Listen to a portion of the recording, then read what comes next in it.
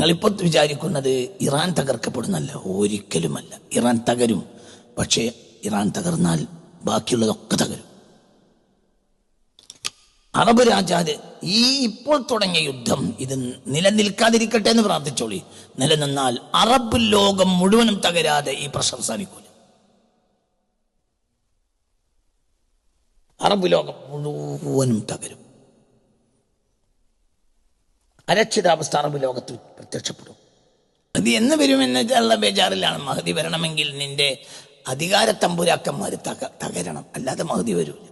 എല്ലാവർക്കും ഇതൊക്കെ നിലനിർത്തിക്കൊണ്ട് മഹദി വരണം, നടക്കൂല. കോഴിമുട്ടയുടെ തോട് പൊട്ടാതെ കുട്ടിയെ കിട്ടണം എന്ന് പറയും പോലെ ആയിരിക്കും എന്ത് ഈ അധികാര ബിംബങ്ങളൊക്കെ നിലനിർത്തി തന്നെയും മഹദി വരണം. നമ്മൾക്ക് മഹത്തായ സൗദി സർക്കാർ നിലനിന്നുകൊണ്ട് മഹദി വരണം, നടക്കൂല. ലാ യഖ്റുജുൽ മഹ്ദിയു ഹത്താ യസൂല മുൽക്കുൽ അറബ് എന്ന് മുസ്തഫ നബി പറഞ്ഞിട്ടുണ്ട്. അറബ് രാജാക്കന്മാരുടെ രാജാധികാരങ്ങൾ തകർന്ന് തരിപ്പണമാകാതെ ഒരിക്കലും മഹദി പുറത്തു വരികയില്ല പുണ്യ റസൂൽ പറഞ്ഞിട്ടുണ്ട്. കോഴിക്കുട്ടിയെ കിട്ടണമെങ്കിൽ എന്ത് ചെയ്യണം? ഏറ്റവും ചുരുങ്ങിയത് കോഴിമുട്ട പൊട്ടണം. കോഴിമുട്ട പൊട്ടാതെ കോഴിക്കുട്ടിയെ കിട്ടാനുള്ള വഴി PC സർക്കാരിനെ പോലത്തെ മജീഷ്യന്മാർക്ക് അറിയായിരിക്കും, എനിക്കറിയില്ല.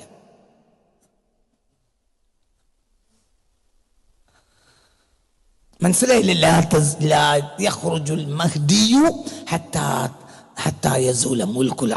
അറബ് രാജാധികാരങ്ങൾ തകർന്ന തരിപ്പണമാകാതെ മഹദി പുറത്തു വരികയില്ല, അത് തകരുകയും ചെയ്യും. നിങ്ങളിപ്പോൾ വിചാരിക്കുന്നത് ഇറാൻ തകർക്കപ്പെടുന്നല്ല, ഒരിക്കലുമല്ല. ഇറാൻ തകരും. പക്ഷേ ഇറാൻ തകർന്നാൽ ബാക്കിയുള്ളതൊക്കെ തകരും. അറബ് രാജാവ് ഈ ഇപ്പോൾ തുടങ്ങിയ യുദ്ധം ഇത് നിലനിൽക്കാതിരിക്കട്ടെ എന്ന് പ്രാർത്ഥിച്ചോളി. നിലനിന്നാൽ അറബ് ലോകം മുഴുവനും തകരാതെ ഈ പ്രശ്നം അവസാനിക്കൂല.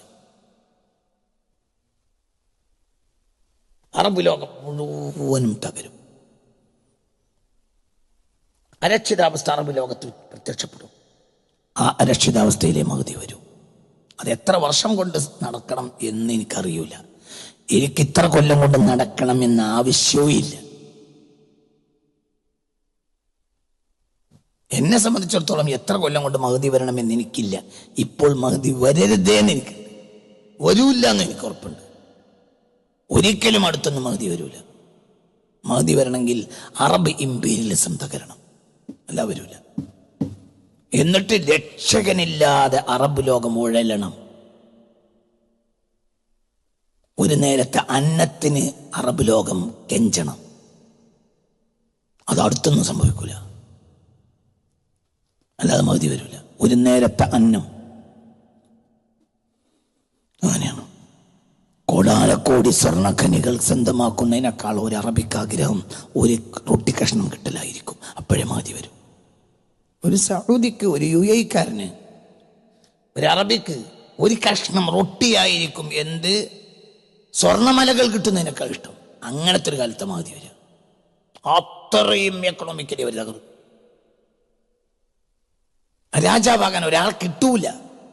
അപ്പോഴാണ് വലിച്ചു കൊണ്ടുവരിക ജനം ഒരാളെ, അയാളാണ് മഹദി. ഇന്നിപ്പോ ആളുകൾ അടികൂടുക രാജാവാകാൻ.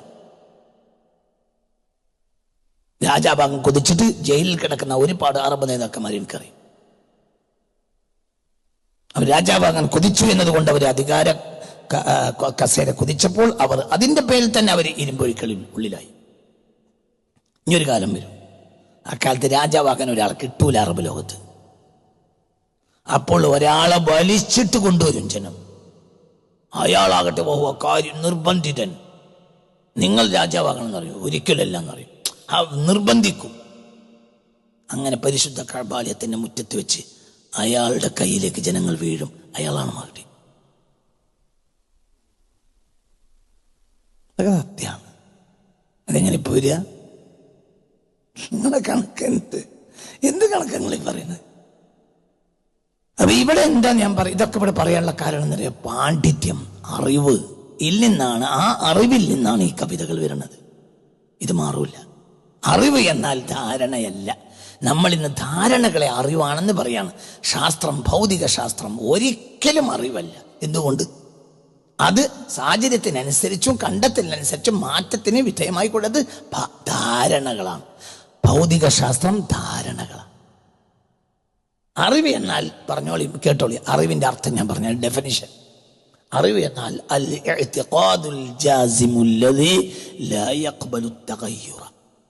ഒരിക്കലും മാറ്റത്തിന് വിധേയമാകാത്ത ശരിയായ കൃത്യമായ ഉറപ്പായ വിശ്വാസത്തിനാണ് അറിവ് എന്ന് പറയും. ഒന്നും രണ്ടാണ്, അത് അറിവാണ്.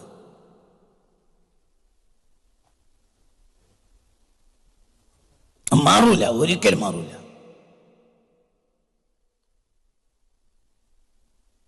അത് യഖീനാണ്, യഖീനിയാത്തിൽപ്പെട്ടതാണ്. എന്ത്? 1 2 2 2 4 4 4 8 8 8 16.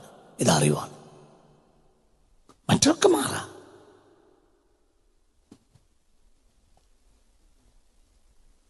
അത് വളരെ കൃത്യമാണ്. അത് കൂടുതൽ സംസാരിക്കേണ്ട ആവശ്യമില്ല. ഏറ്റവും പുസ്തകം കുറക്കാവുന്ന സാധനം മാത്സ് ആണ്.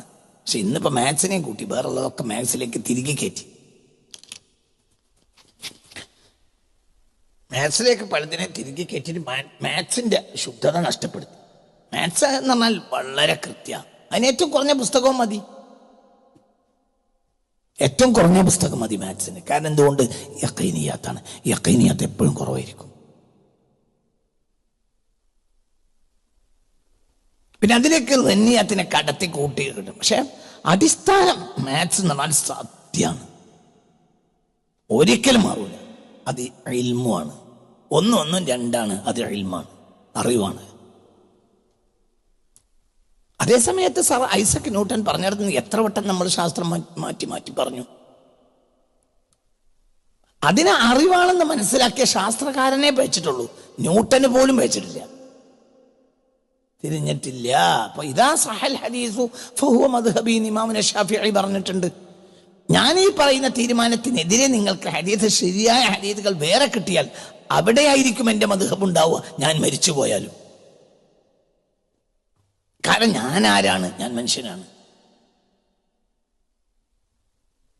ഇങ്ങനെയൊന്നും നിങ്ങൾ പറയണ്ട, അത് കൃത്യാണ്. ചില ആളുകൾ അതിനർത്ഥം വെച്ചു ഇനി അതിനേക്കാൾ വലിയ ഹദീസ് കിട്ടാനില്ല എന്നാണ് ഇമാം ഷാഫി പറഞ്ഞതിന്റെ അർത്ഥം. അങ്ങനെ നിങ്ങൾ പറയണ്ട. അറിവ് മുഴുവനും കൂടി ഷാഫിക്ക് കിട്ടിയെന്ന വാദം ശരിയല്ല.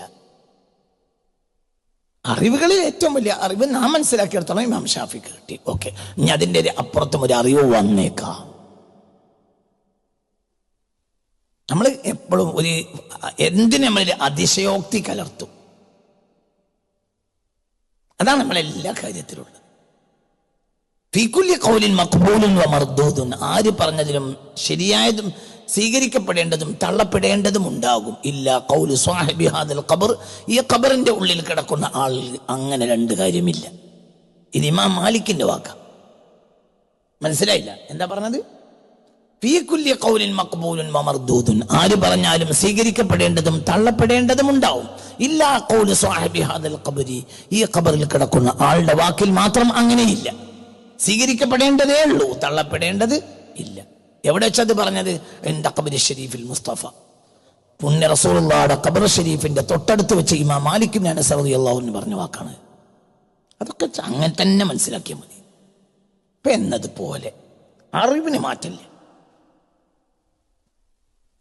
അറിവിന് മാറ്റില്ല. ഞാനിത് പറയാനുള്ള കാരണം എന്താ? ഈ കവിയും മറ്റ് കവികളും തമ്മിൽ, കവി വളരെ മുന്നോട്ട് പോയ കവിയാണ്. അപ്പൊ ആ വാക്കുകൾക്ക് തന്നെ വലിയ ചില വാക്കുകൾ നമുക്ക് ഉൾക്കൊള്ളാൻ കഴിയൂല. എന്തുകൊണ്ട്? നമ്മുടെ അറിവും ധാരണയും അവിടേക്ക് എത്തിയിട്ടില്ല, എത്തുന്ന പോലും എനിക്ക് തോന്നണില്ല. ഇത് അറിവാണ്, വല്ലാത്ത ഉൾജ്ഞാനം കിട്ടിയ കവിയാണിത്.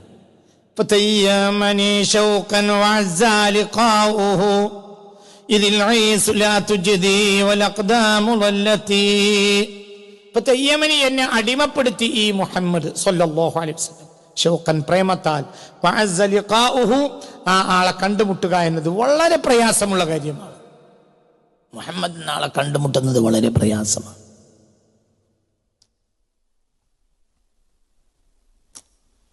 നബിയെ കണ്ടുമുട്ടാണ് വല്ലാത്ത പ്രയാസം.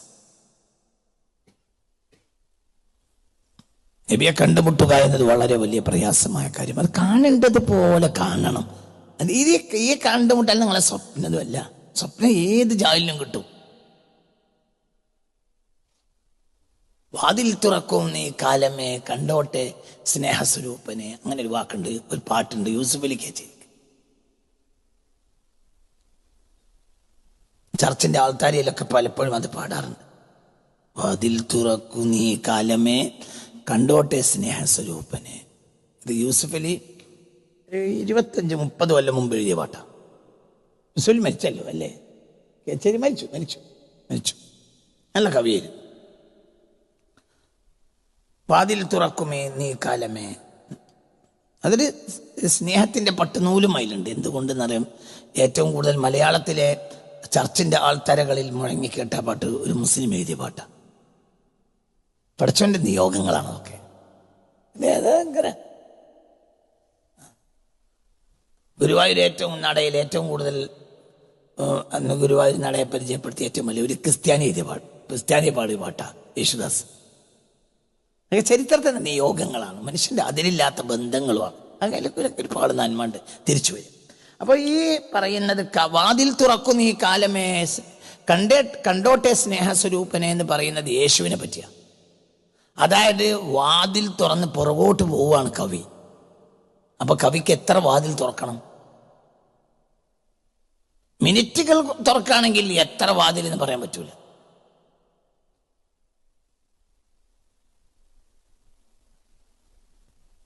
ദിവസങ്ങൾ എന്ന് പറഞ്ഞാൽ 2000 × 365.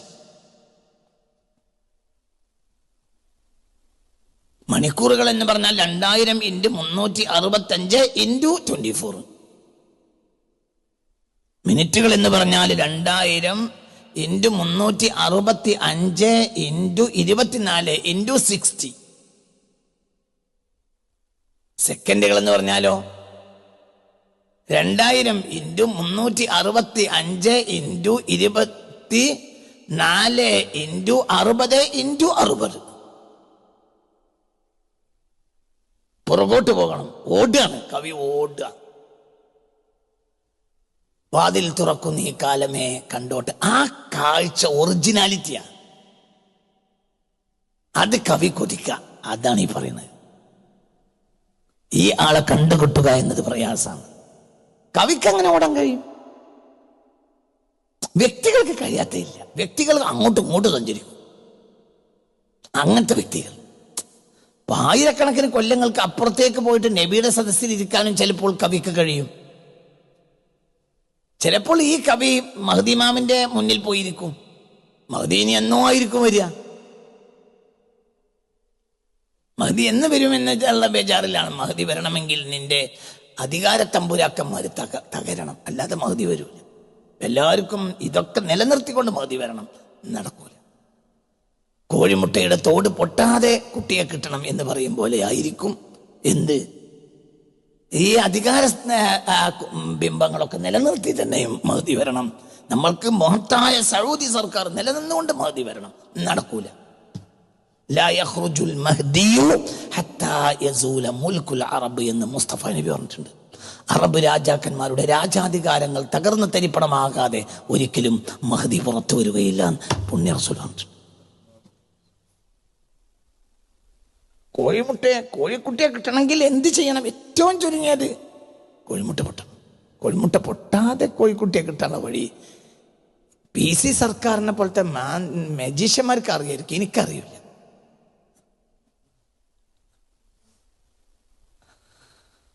മനസ്സിലായില്ല?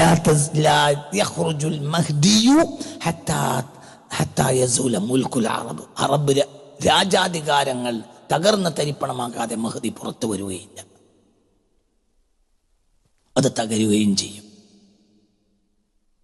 നിങ്ങളിപ്പോൾ വിചാരിക്കുന്നത് ഇറാൻ തകർക്കപ്പെടുന്നല്ല, ഒരിക്കലുമല്ല. ഇറാൻ തകരും, പക്ഷേ ഇറാൻ തകർന്നാൽ ബാക്കിയുള്ളതൊക്കെ തകരും.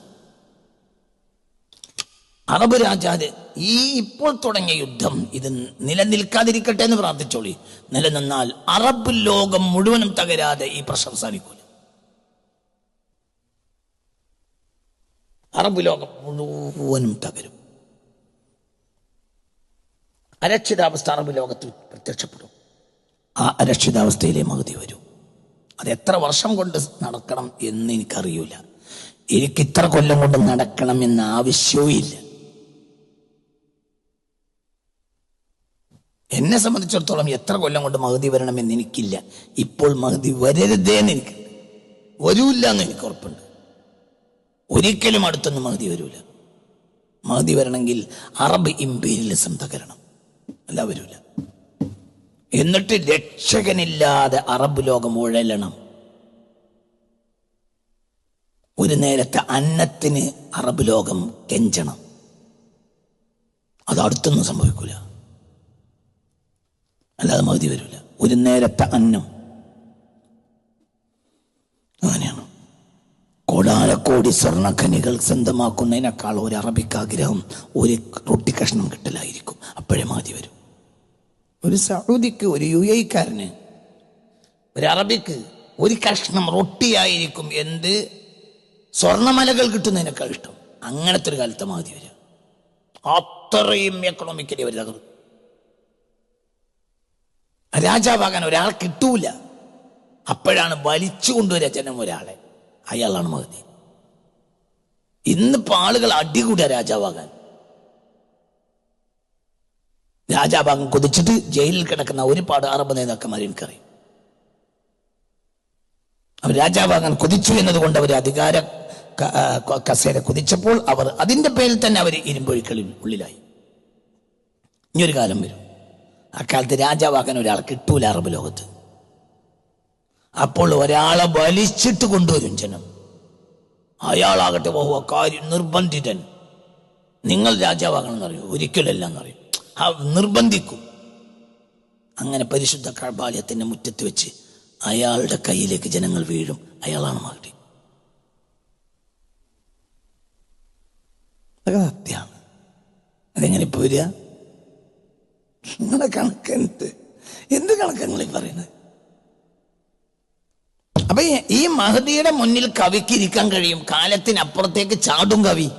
ചിലപ്പോൾ കാലത്തിന്റെ പുറകോട്ടും ചാടും. മദീന പള്ളിയിലെ കവി മദീന പള്ളിയുടെ മസ്ജിദ് ഖുബാന്റെ നിർമ്മാണത്തിൽ കവി പങ്കെടുക്കും. ബദർ യുദ്ധത്തിലും കവി പങ്കെടുക്കും. കവികൾക്ക് ഇനി കഴിയും.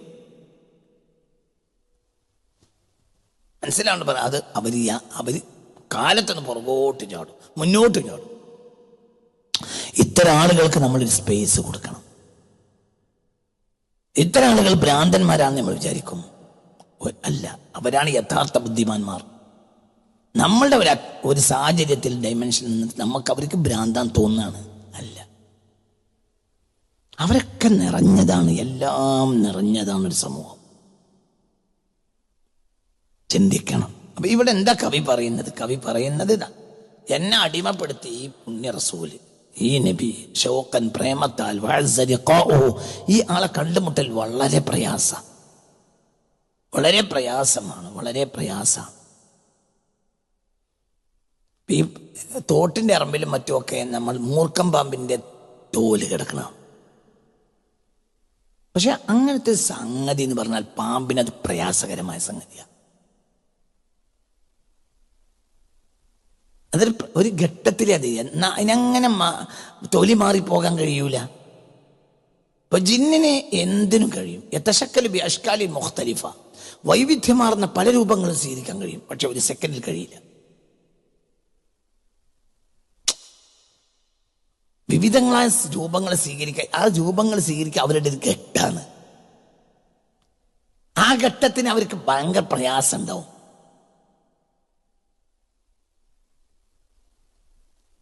അത് ഞങ്ങൾ വിചാരിക്കും പോലെ നടക്കുന്ന കാര്യമല്ലത്. അപ്പൊ അതിന് ആ ഘട്ടത്തിലേക്ക് അവർക്ക് ഭയങ്കര പ്രയാസമാണ്. ഇയാളെ കണ്ടുമുട്ടൽ എനിക്ക് വലിയ പ്രയാസമാണ്.